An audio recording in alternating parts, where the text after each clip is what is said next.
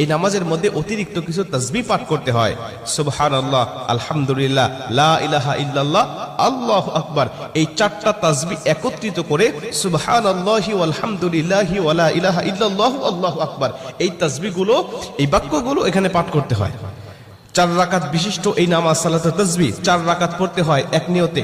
4 রাকাত নামাজে প্রতি রাকাতে 75 বার করে করে মোট 300 বার এই তাসবিহটা পাঠ করতে হয়।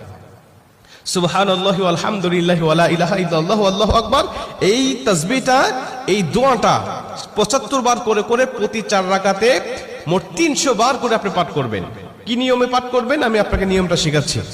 আবু দাউদ শরীফের 1297 নম্বর হাদিসের মধ্যে যে নিয়মটা এসেছে আমি এই নিয়মটা আপনাকে শেখাচ্ছি।